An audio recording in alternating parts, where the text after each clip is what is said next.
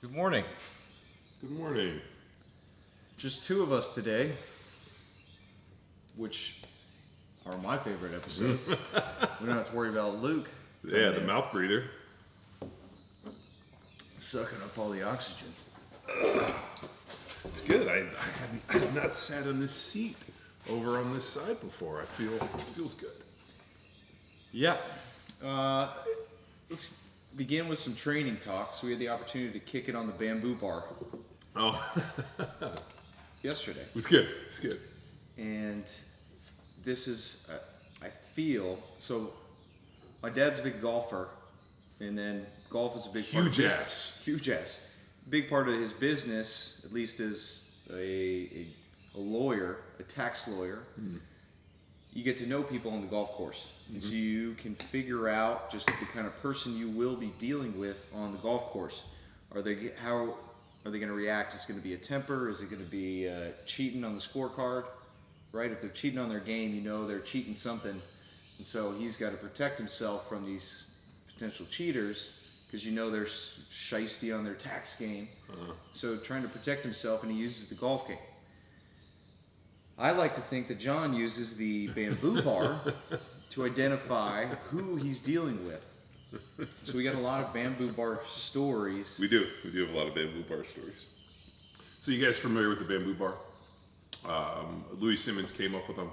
I remember the original one was just a whole bunch of PVCs threaded in with some towels taped on the end, but it's a bar made of fiberglass and has these big bamboo ends, and you hang kettlebells from it, and it jiggles and there's a ton of oscillation and it's pretty unbalanced. I remember the first time when I went out to Westside, we used it, and then I came home and bought one, and we started practicing on it every day. And it's definitely an acquired skill. Like once you figure out how to stabilize it, and for people that don't know how to do it, what I like to do is I like to lay down and do it, and I can make the bamboo bar not even shake, and I make it real smooth, real easy, and people think like, oh, that doesn't look hard. Yeah, I mean, it's like 70 pounds with two 35-pound kettlebells. Yeah, it's super light. I mean, back in the day, we did a max one effort bamboo bar bench, and I benched 300 pounds. So we were like, we don't know what it's rated for. We loaded up everything, and I did a legit single at 300, which it's pretty good. But I think there was on, but for the most part, somewhere around, 135, 150 pounds is pretty good. And I would lay down and just do 10 reps, just nice and easy, put it away, and then people would go oh, I'm up. And then they'd take the thing out. It's and we've seen people almost decapitate themselves. Yeah, and including one dude at Westside, which is probably the biggest rope-a-dope I've seen you play on anybody. Mm-hmm. It was, I think the bar was already set up, or you pulled it out. I can't remember. It was no. We just rolled into Westside. Yeah.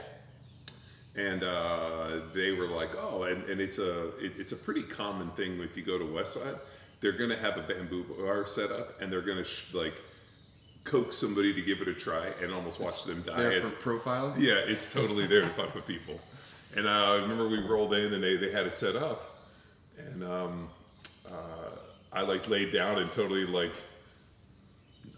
this thing's not hard, and they're like, and that dude laid down and almost fucking decapitated himself. Yeah, and I wish he did, because then we got a photo with Louis. Yeah. So this is maybe it was the tail end, but we got the photo in front of the scoreboard, which is right. Yeah. And the bamboo bar, the bench press is right underneath their big scoreboard. And the dude takes one picture, and John's eyes are closed. No change there. Yeah. But if you're taking a picture for someone, take three. Yeah. Or I hammer a bunch. 3 announcing, or at least 2 announcing of 3, 2, 1. But you take 6. Dude takes 1. So And the there's bamboo bar test showed in this dude's character. Yeah. I mean, he was probably pretty upset and wanted to get out of there. But I will say there was probably a 97% chance that I'm going to have my eyes closed in a picture.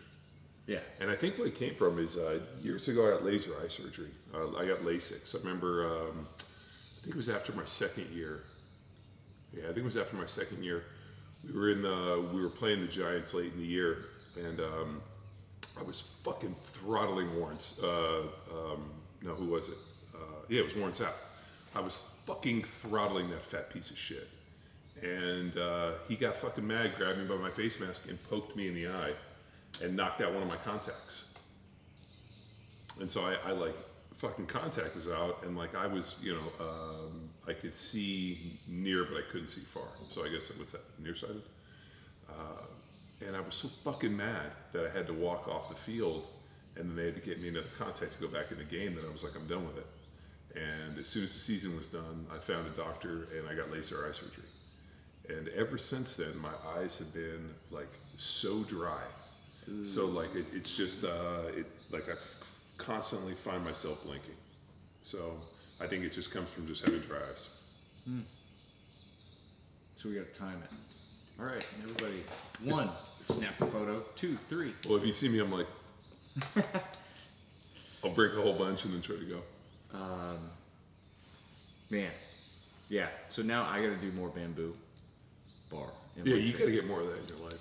I got to get some more cardio in my life. My aerobic base is fucking not good. Well, You know? so I mean, my road to sub 10% body fat is fucking stalled out because I stopped doing cardio. I don't know. Like when you get bored on the bike? No, but I need to like start like bike's a good one. Like it's getting hot, so like hiking and getting up and doing that shit is kind of. But also, I've been just trying to get more shit done in the shop. True, but isn't that cardio?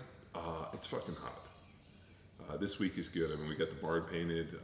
I got to build an enclosure for our pool equipment to keep the sun off of it. We had the pool filter there was a lightning strike, or like there was a huge lightning storm the other day, and our pool filter got knocked out. So I finally was able to get the pool guy. He's coming today to fix and bring all the parts. And he's like, this, because I mean, it's on the west side, so it gets direct facing. So my project this weekend is I'm going to make like kind of like a pool cover equipment shade. So I got some angle iron I'll make it out of. I was thinking some wood and maybe a top. So I got that. I got a weld. I got to finish welding that frame. We got Mother's Day. It's this weekend too. So I got to definitely give my wife a present and some flowers and do that. I already got my mom's present out, which was good. What else? We have blogs to write. I got 2 blogs that I'm working on. One is how to get 20-inch arms and how to put 3 inches on your quads in 30 days. Okay. The only thing I laugh about, it's easier to get 20-inch arms if you have 19-inch arms, but I think I got a pretty good article on how to get 20-inch arms. How is it easier to get quads or put 3 inches of quads? They're gonna have to read the blog to get it. I can't give it away. Leave them wanting more. Speaking of cardio, on Third Monkey, our new Harambe cycle. D's out for Harambe. Yeah, we're switching. We had chimpers on Spider Monkey, but now we're calling them banana burners. So basically, like 20 minutes. The weight you got is your front carry concrete bucket, maybe 70 pounds, and then 2 cinder blocks. So just getting after it creatively with our banana burners. Man, I really I have purposely allowed you guys to create the humor piece. And I'll like drop in and check it and just fucking laugh and be like, it's good. Well, Harambe is the OG Big Monkey. So just giving up. Well, he's not really the OG Big Monkey. King Kong was the OG Big Monkey. But King Kong was a fictional character. Harambe was real. That's true. That is true. But we're talking about Third Monkey, our free online training program. I see Luke Summers is chiming in here on the line. Perfect timing for our free training announcement. Yeah. If you're still shut out of your gym, we have an opportunity for a free at-home training program. Head to, turn them around. Yeah. PowerAthleteHQ.com/third-monkey, THIRD -monkey.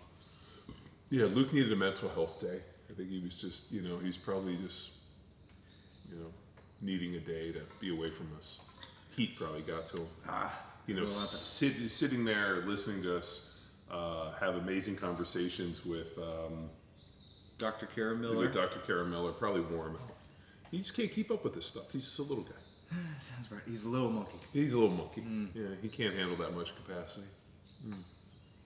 So, since Luke is not here, we're going to dive into one of John and I's favorite pastimes, books, reading. And one book in particular, It's a great one. 48 Laws of Power. So, we stumbled upon this at I guess, different positions in our lives, and then it ended up on your reading list. So then when I found Wellborn, Talk to Me Johnny, it was on the reading list. I'm like, shoo it. I've already read through this 48 Laws 4 times. So I picked out 8 laws to discuss, however many we get through within this time frame. Sure. But how this is going to go down, I'm going to introduce a law that I'm familiar with the story, or potentially some guidance that we can pull out from John based off this law. So 48 Laws of Power is a book written by Robert Greene. He's got a number of books, but this is his first one. And the style is just pulling out a law or a principle within life and then telling a story from history of how it played out well, to help paint the picture and the understanding of how you can apply this within your actions of business, personal life, and all this good stuff. He also provides a reversal, showing where somebody in history did this rule and it didn't work out, or somebody did the opposite of this rule and was able to lead them to the promised land. So, no particular order, I'm going to pull out the first one. So within the book we have number 9. Number 9, win through your actions, never through your argument. Any momentary triumph you think you have gained through argument is really a prolific victory. The resentment and ill will you stir up is stronger and lasts longer than any momentary change of opinion. It is much more powerful to get others to agree with you through your actions, without saying a word. Demonstrate, do not explicate. Well, the idea of browbeating somebody to your will, I think is what he's talking about. You know, there's this great, and we see it all the time on the internet. And just for reference, he wrote this book in 2000, which I think is historically significant, because think about the state of the internet in 2000. And I go back to like the year 2000, where I was using the internet, and it was like we really couldn't download music, even though Napster was just coming online. And the only thing I used the internet for was like to book travel and like send emails. I really can't think of the search engines. Like, I don't think they were necessarily invented. Amazon was, Remember Netscape? Yeah, Netscape, but like Amazon was, just selling used books at the time. So he wrote this book in terms of like not understanding the internet age and social media, which I think makes it that much more empowering. I didn't find that book until, almost like 7 or 8 years after he wrote it. I want to say like around 2000, 2008, and maybe, it's got to be right around there. I knew I was living in Newport Beach because I remember where I got it at the Barnes & Noble, but it was really interesting to like things that I thought were passive aggressive, or things that I like viewed as slights, and then you kind of go back in your mind like, oh, did I really get slight? Was I really being passive aggressive? Was it? And then when I read the book, I was like, it brain bombed me, because then I started replaying all these moments within a negotiation and this and all the things that had happened in the NFL, especially with dealing with front office and coaches and personalities and whatnot, and realizing that like, even though those people hadn't read the book, they were inherently exercising laws, the principles in these laws, which is really interesting. As soon as I retired and I started working with another company, which we shall not name, I realized that their owner that I was dealing with was exercising these laws of power almost as if he read the book. Then when I went to his house and I saw the book at his house on his table, I realized these fucking hacks are just running the 48 laws of power on me. And as I would go through, I'd be like, oh, number 2, number 4, and be able to step through, which allowed me to be very tactical in how I reacted to them and not emotional. So whenever I think about arguments or anything that we do within this space, I try to remove emotion from it. And a lot of times I think emotion clouds our view and clouds our images and clouds our decisions and puts us into this like little kid, like I have this need to be right, or more importantly, I need to protect my ego. And like we said yesterday, or the other day when we were talking about, one of my things my dad said, ego kills more people than cancer. So the idea is that ego can be so damning and fuck you up because it's there to protect you. So protect, not like you in terms of like a safety, but protect your ego, protect who you think you are or who you imagine yourself to be. And that is like juxtaposed to success in a lot of ways, because your need to be right, your need to be nurtured, your need to feel safe, look safe. So this book was very, very impactful for me. But I think that piece of, the tangent I got on is now in this internet age where people get online and have these, like epic fucking Facebook thread battles, and they have this need to be right, that they somehow feel that the browbeating that they give people is going to somehow convert them to an opinion, and it doesn't. Especially the way, like I'm really fascinated by the way people approach argument.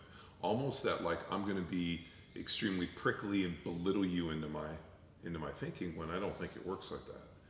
I've found that like if I can provide a little bit of humor and like a clear path, ask questions in this, like it's easier to get people in. But a lot of times, and this is another interesting thing, I think people on the internet through social media, and especially when they start going back and forth, are less inclined to see your position than if you were in person. Oh yeah. Like case in point, I don't know if you guys follow social media or mine, but I posted up that thing like, hey, like with the face mask, so Luke and I discussed it yesterday. I understand the need for the face mask, but if they're just to make people feel comfortable to go out in public and start living their lives, I'm all for it. If it's to hide your sour fucking face and your bad breath, I'm in. But don't tell me that tying a t-shirt around your face is going to effectively slow the spread of COVID. I put it up. The smallest hole that your eye can see on a shirt like this, like these tiny holes, is 0.0. It's like 0.1 millimeters, right? They're tiny. 100,000 COVID viruses can fit into each hole. So if somebody were to cough or sneeze on you, right? Yeah. Is it going to like, they couldn't say if it reduced it by 0% or 0.0% or what it is, because they had a test that they had people with COVID, with coronavirus, cough into a petri dish at different distances. And then they wore like a t-shirt, they tried different things, they coughed through, and it was like 100% on a lot of them. Now, if you get an N95 mask or respirator, or like one of those actual like, masks that I use to like, if I'm painting, I have like a Bitch and Miller respirator kind of thing that I use if I'm like grind or spray I don't mind spray painting outside, but like if we had to like do something gnarly, like if I had to weld galvanize or like any fucking nasty chemicals, I just throw that thing on and it like has these cartridges and it filters shit out and it covers the whole side of the face. It just works. Like something like that I understand, but like just the guy wrapping his t-shirt over his face like this, like it's not going to slow it. And then you have people being like, well, if somebody peed on you and then they peed in their pants, I'm like, these fucking morons. So a lot of that pushback was like, there's a lot of misinformation. Whereas I'm okay with that if it makes people or gives people the liberty and makes them feel comfortable to go out and start living their lives. But as I've said to you guys, I never want to lie to people. I always want to provide all of the information and educate the individual on the other side, the consumer, to make his own best decision. Power Athlete's not based on magic where I'm just like, just trust me, here's the magic. Just do what I say. Pay me, $99.99 and I'll do. No, like, dude, here's the principles. Here's what we do. I'm going to lay it all out, and then you as the consumer have to execute. Well, similar to this law, go out, do the training, and let the results speak for themselves. And that's where people become your best advocates, when you can have people understand the principles, follow the training or follow the methodology, and be able to replicate it. What I'm always kind of what I've always hoped for, and I think this is with like we had Dr. Ants on the podcast, and he talked about like doing stem cell trials, that people can run these stem cell trials and they can replicate it in their lab, but can the information go and be replicated in everybody's lab? Because if you can only replicate it on your site, if the only magic for for Westside Barbell, for example, they say Westside only happens at Westside, so the only magic for Westside Barbell happens at Westside. So that means that it's not replicatable anywhere else. Well, then to me, that's then you have to go to that specific location to get that. I can't replicate it, and for me, that just feels short-sighted. But I mean, that's the way Louis done it.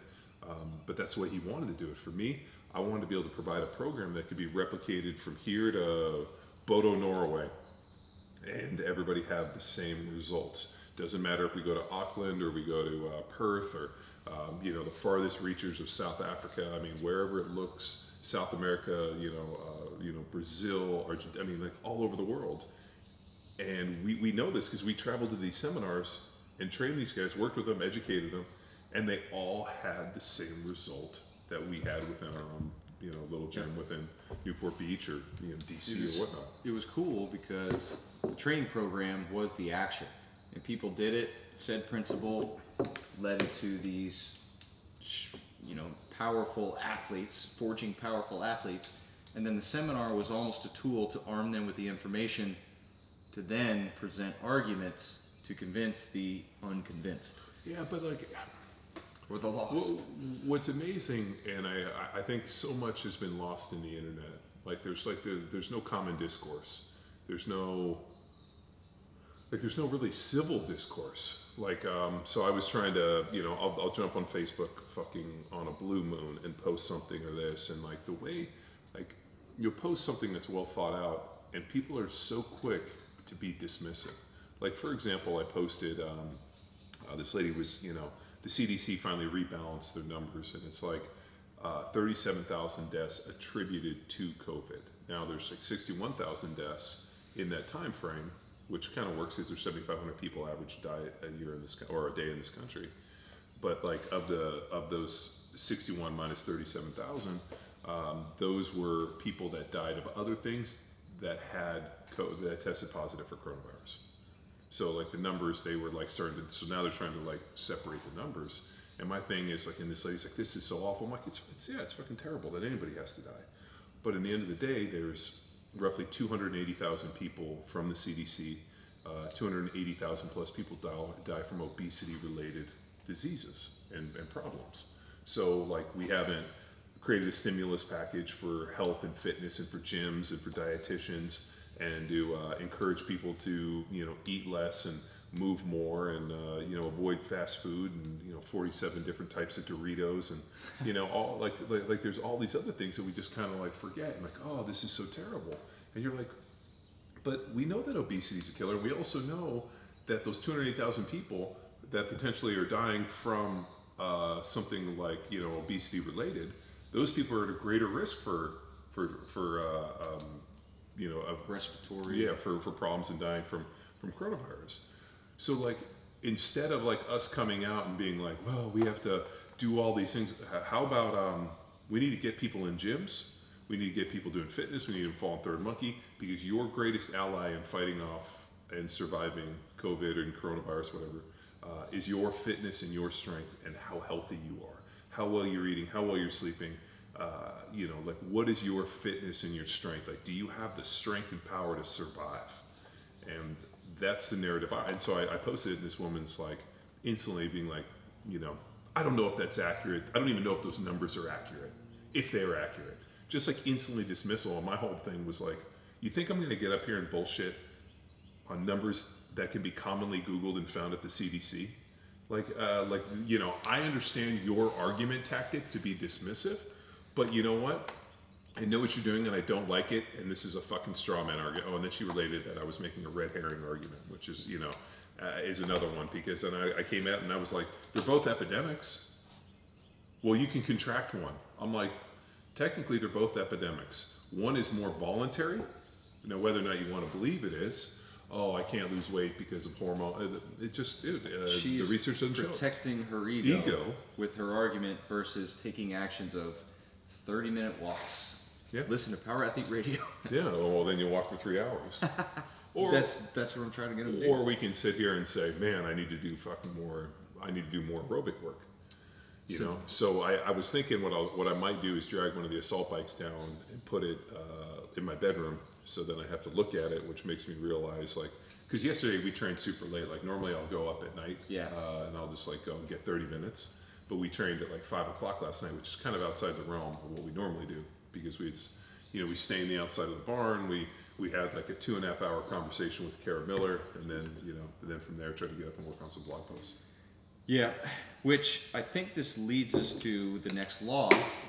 And I know you've been forced to do this, and then you've made decisions to do this. So, John, Law 25, recreate yourself. Do not accept the roles that society foists on you. Recreate yourself by forging a new identity, by forging a new identity, one that commands attention and never bores the audience. Be the master of your own image rather than letting others define it for you. Yeah, this is classic John Wellborn. I retired from the NFL, and I had a vision of Law 25, where I wanted to reinvent myself. I wanted to be something different than what I'd been in the past. Most NFL players, when they retire, either get into coaching or they get into some form of announcing, and they end up doing something that allows them to parrot off of what they did in their 20s. And they just kind of stay in the same life and extend it. And now here I am. Players play, those who can't play anymore get to coach, and that kind of idea. And what I really wanted to do is I wanted to go and like reinvent myself in such a way that the skills and the information that I gleaned over the course of my, obviously, started training at 14 and, I was 32 when I retired. Over the course of those years, I had amassed such a really interesting, amount of information on not only human performance, but training, but just really of life and through, reading trials and tribulations and travel and all the amazing things that I got to do as an NFL player. I was grateful for them all, but I just wasn't kind of, cultivating my game and try to have pick chicks up at a bar. But like there was so much more, and I felt like I had so much more to offer. I could have, got into announcing and tried to slug it out and work your way up to, some, person like a Booger McFarland where you just get taken shots because you're a fucking moron. But I wanted to get up and I wanted to present, I wanted to talk, and and for me, it was really going to law school was what I really was thinking of doing. So as I got hurt, I came back. Obviously LSATs were only good for 5 years. So, hitting up professors, trying to pull all this stuff together to submit a package to be able to get into law school. And that was when, I'd had knee surgery, so I'm kind of going through, and I remember sitting on the couch, and I remember Greg Glassman calls and asked me to go out and go with him to speak at the War College, ironically. And so I was like, oh, fuck it, let's go. So I went out with him, and that was where that night he offered or asked me to do the CrossFit football deal, and we discussed it. And I remember coming home and telling my brother, and I'm like, man, I think this thing would be really neat. It'd be really like, it would be cool to do this. And I remember when I talked to my brother, he's like, you should do it for a little bit, but like you got to go to law school. Like my practice is growing. I need you to help me. And I was like, well, let me just do this for a little bit. And now here we are, 10 plus years later, and he's still mad at me for not going to law school. Which I think, I'll tell you this, like if I needed to reinvent myself, it would be going to law school again and then trying to be an attorney a little later in life. But I feel like we still have a lot of dragons to slay here. Oh wait, what? You can't wait for the Wellborn, the advertisements on daytime television. Yeah. But I think reinventing yourself is incredible. There's something so liberating. Like we talked about it yesterday with Kara Miller, that I remember like my phone fucking blew up every single day, like text messages and phone calls and people like just constantly at you. The day I retired, silence. And what I did is I went and I got a new phone. I didn't upload any new contacts, and I just waited for people to call or text me, and I saved their numbers. and it was how I fucking weeded out a lot of people. And unfortunately, like, I've lost a lot of numbers and probably should reach out and contact people, but, you know, obviously they're not fucking looking for me. Maybe, like, the guy was always a fucking asshole. Which I think we can transition here for Law 28. Enter action with boldness. And this can maybe apply at different places throughout your life. If you are unsure of a course of action, do not attempt it. Your doubts and hesitations will infect your execution. Timidness is dangerous. Better enter with boldness. Any mistakes you commit through audacity are easily corrected with more audacity. Everyone admires the bold. No one honors the timid. That is, could not be more accurate.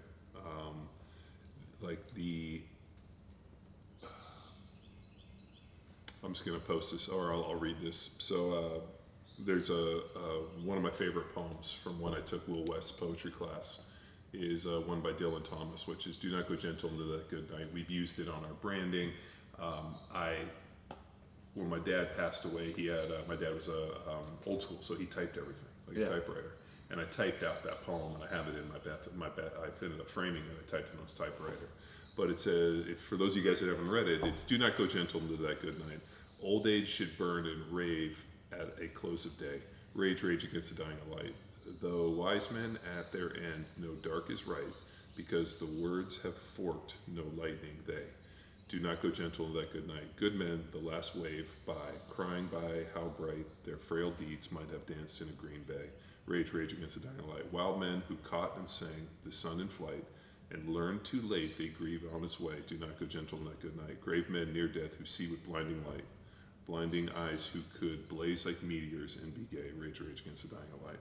I mean, that poem for me, and it was like typical of, or not typical, but like so indicative of like, don't just fade away, which is what happens in the NFL. They cut you and just, you go gentle into that good night. Nobody ever hears from you again. These guys fade away into nothing.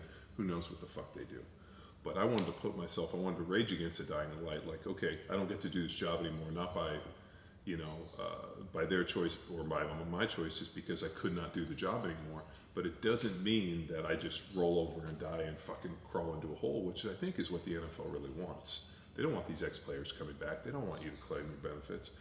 And I don't really think they want to see success.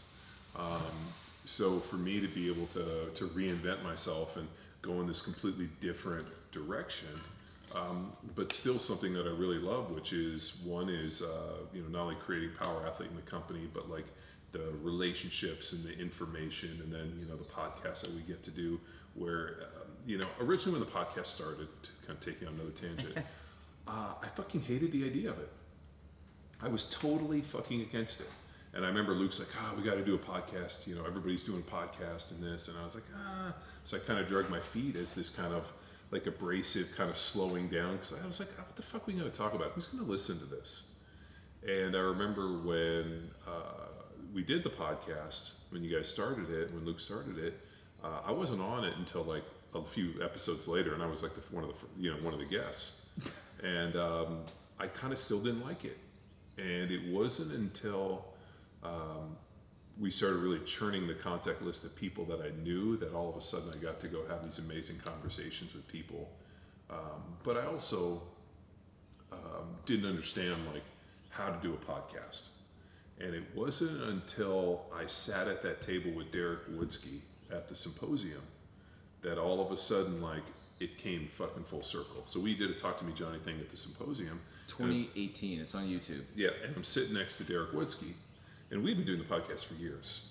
Like I like we had, and I just like, I still, like I just figured we were out there talking and trying to give information, but I didn't have clarity. I didn't have that like eyes bright, burning gaze, until I sat next to Derek Woodsky, who I consider one of my spirit animal. If somebody would be like, oh, what's your spirit animal? I'd be like, Derek Woodsky.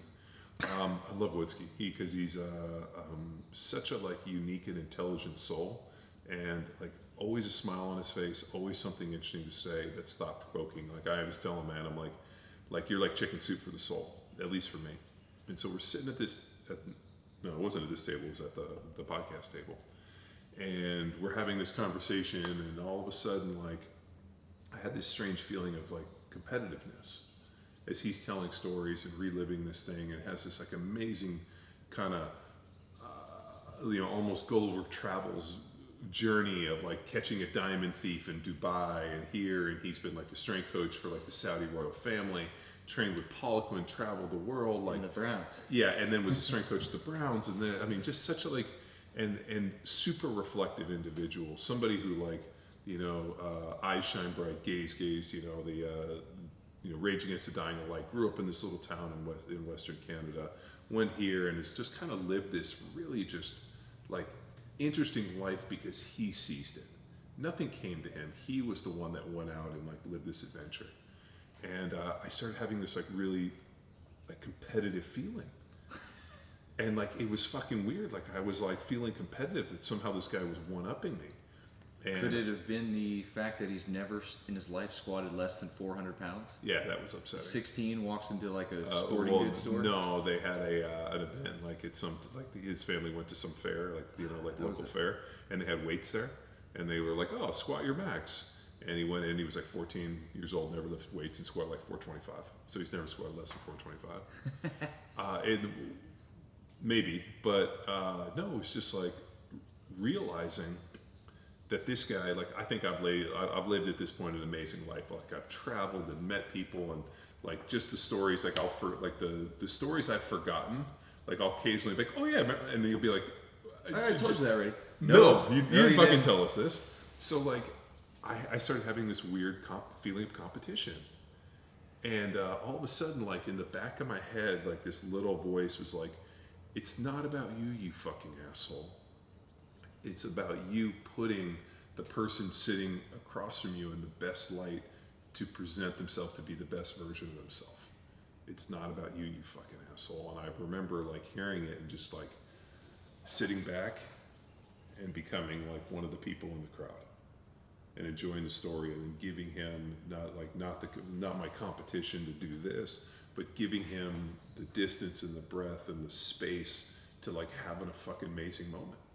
And he did. Yeah. And we had an amazing moment.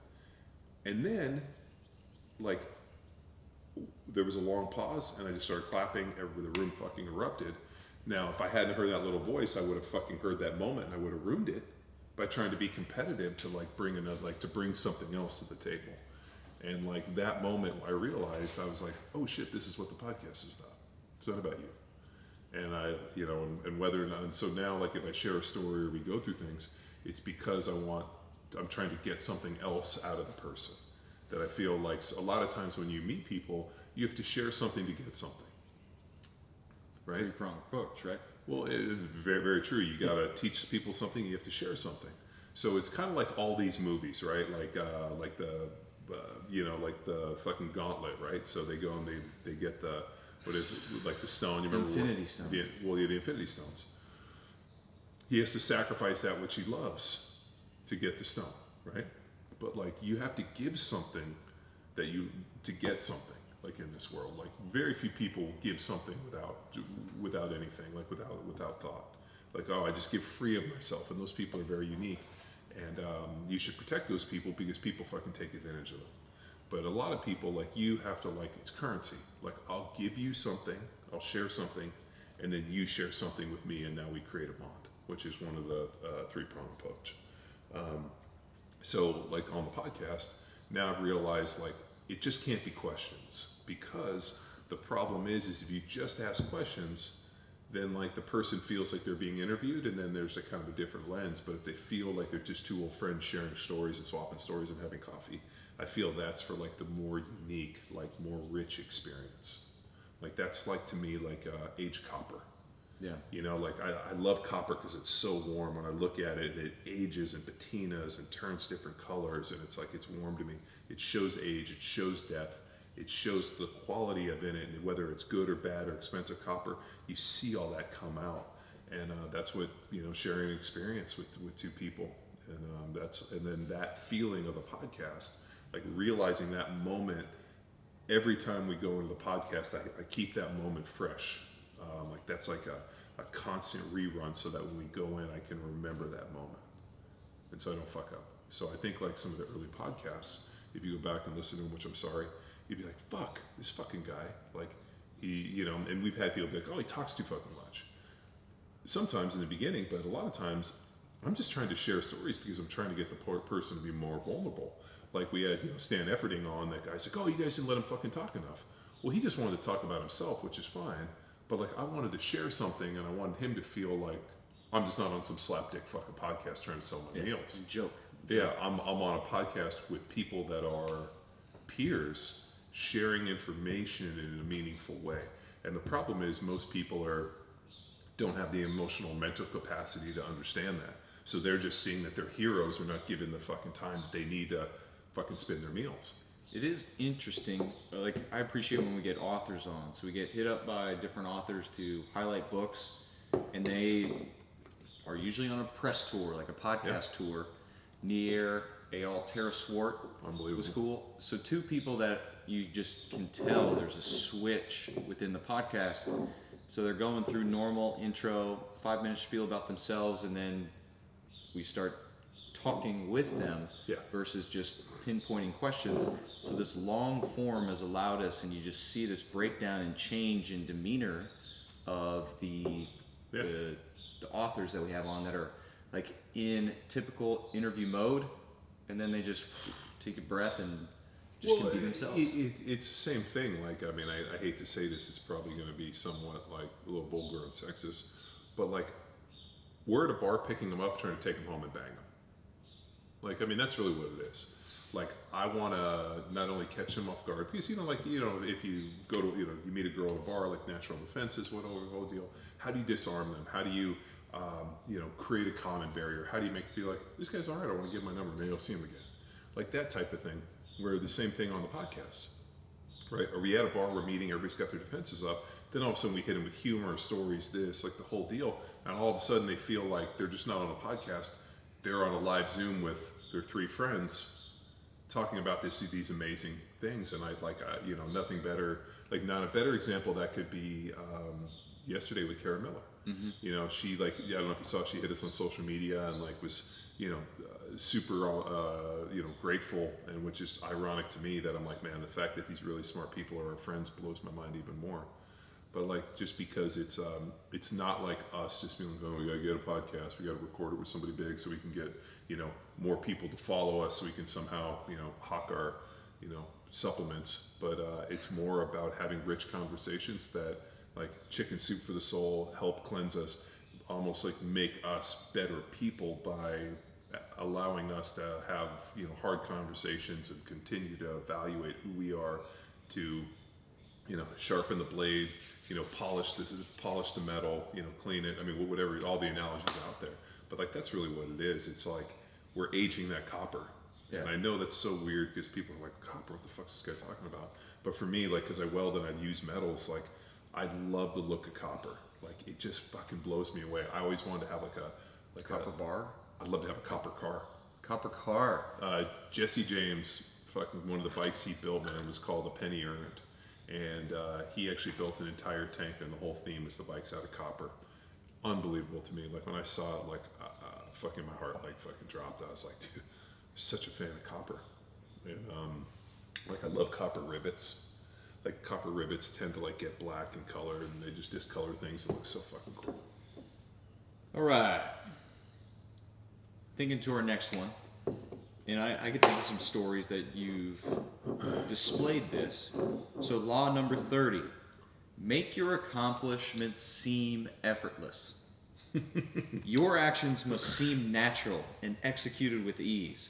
All the toil and practice that go into them, and also all clever tricks, must be concealed. When you act effortless, as if you could do much more. Avoid the temptation of revealing how hard you worked. It only raises questions.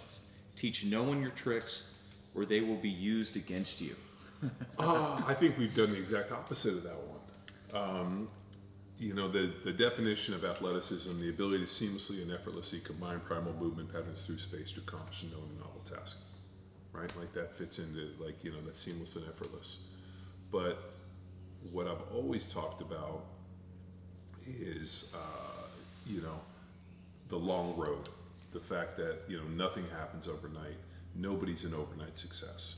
So it kind of goes against that a little bit. And I think sometimes, and this is one that's interesting that you brought up, because I think if things are too easy, I don't think people really buy in. And the reason that I've always with CrossFit Football and Power Athlete talked about the value story of like this journey started a long time ago. It started in an old powerlifter's garage, and it went here in the trials and tribulations and injuries and here and all the things that I've learned along the way.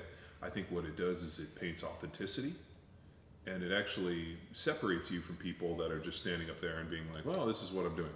Well, what's your foundation? What's your background? You know, what have you done that allows you to be here? Why am I listening to you? And I think that piece, whether you look at, you know, Greg Glassman's value story of like, oh, I created Fran in my basement with my buddies. Like we did this thing we all threw up, you know, you hear the story and you're like, is that really how that happened?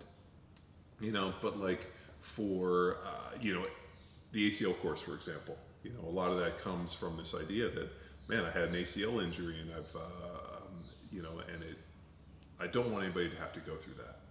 Like if we can put training out and we can put out a methodology and like a set of, you know, really just diagnostics, movements, rehab, whatever it is, through that course that helps parents and coaches both analyze the mechanisms for an ACL tear, and then once they observe it, can we arm them with the strength and the information just really to prevent this from happening?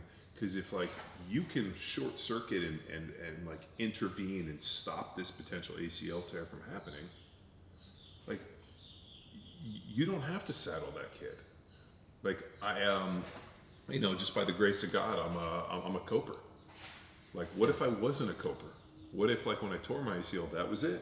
18 years old, I tear my ACL, you know, fucking climbing down in the fort, and I all of a sudden my knee's all fucked up, and I don't get to go play in the Shrine Game, and when I go to college, my knee's all fucked up. And I don't like what if I wasn't a coper? What if when I tore my ACL again during my NFL career, if all of a sudden I was like, oh shit, I can't do anything, I gotta go get it fixed again, and I know the rehab.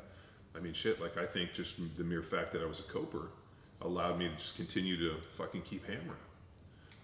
Another interesting one I've been really meditating on when Ants asked me about some injuries I'd had early in life, you know, as a reason why I probably don't process pain the same way. Mm-hmm. And like, you know, breaking a collarbone when I was 3 or 4 years old, you know, all these things, like he's like, you know, you experienced some pretty severe pain, physical pain early on.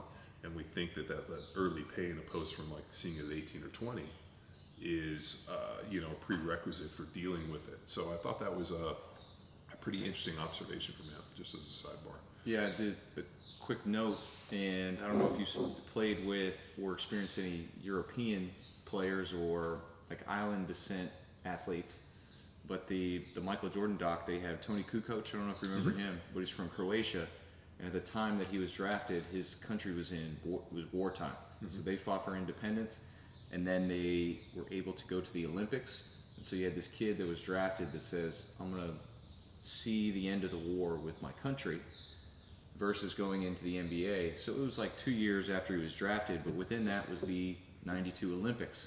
So Croatia had at the time, #1 international team before they made the dream team. And so naturally they wound up playing in the gold medal match. Yeah. And you had Scottie Pippen and Jordan who were saying like, who the fuck is this guy too good for us in the Bulls? What they didn't understand is this guy grew up in wartime. He was hard as all nails. So like when they faced him in competition, it's like, I don't give a shit, I don't know you. Like, I am hard. So he was able to bounce back and compete against the world's best and like earn their respect.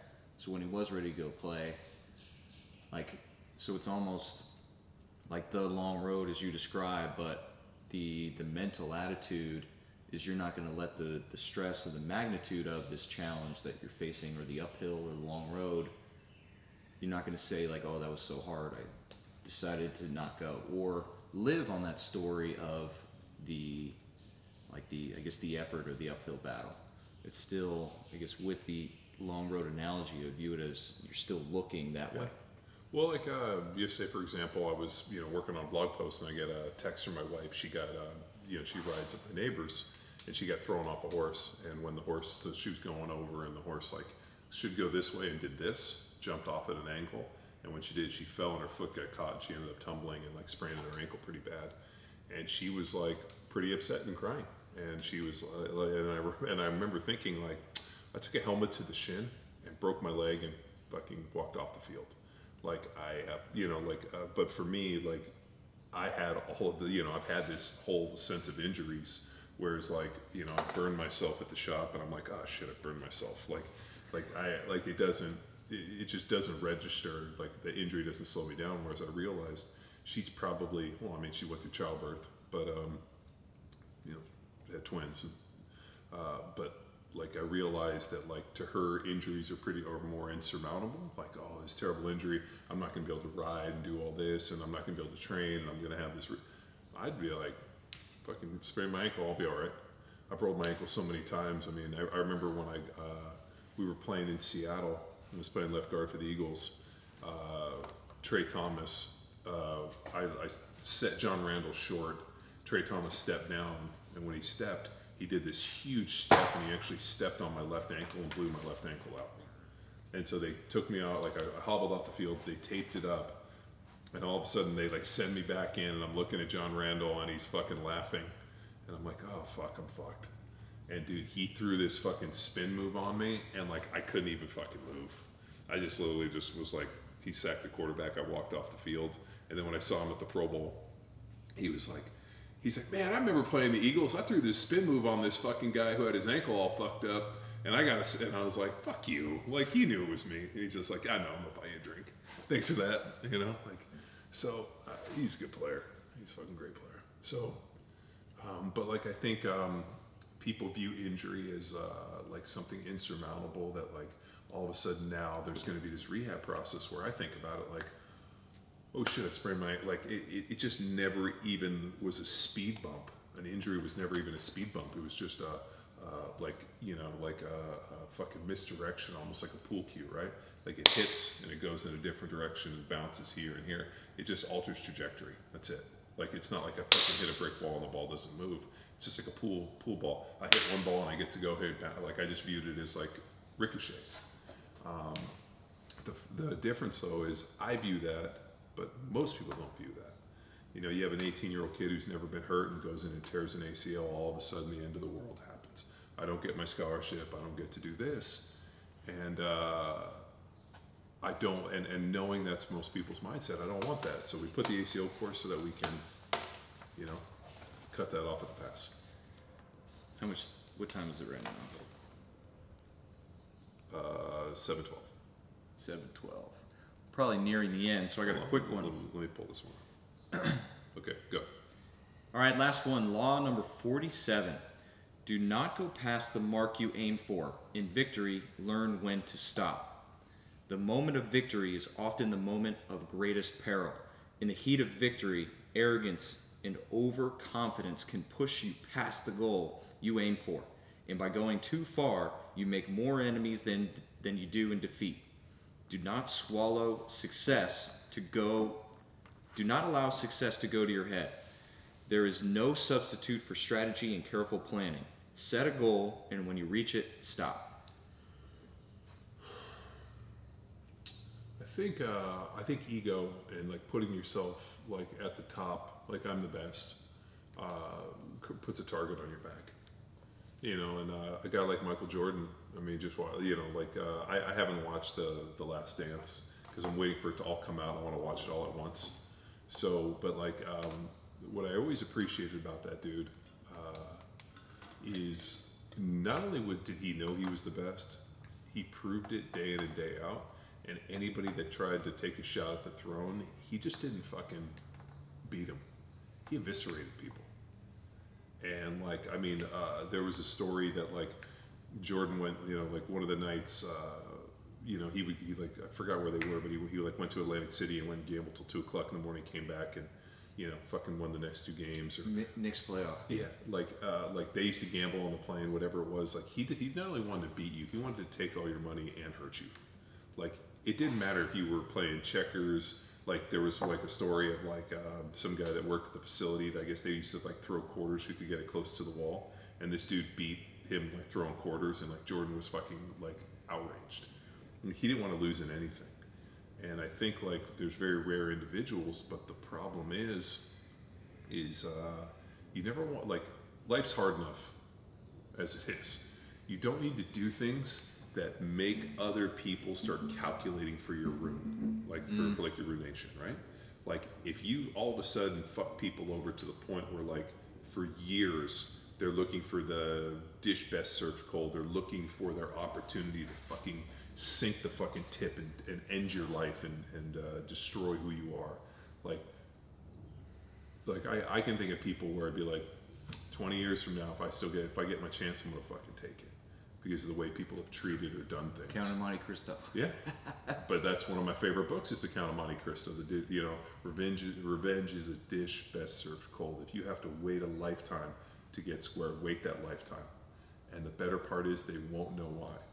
Conceal it. So I think like from that piece, but I think there's is there a way to navigate success in such a way that you can be successful, the people around you be successful, and yet like not have people fucking hunting for your ruination? I don't know. Winston Churchill was like, if you have enemies, that's good. It means you've stood for something in your life. And I think there's a way to stand for something in your life and maybe have enemies, but not go out of your way to fuck them over to the point where like now all of a sudden their singular goal is to fucking end you. Yeah.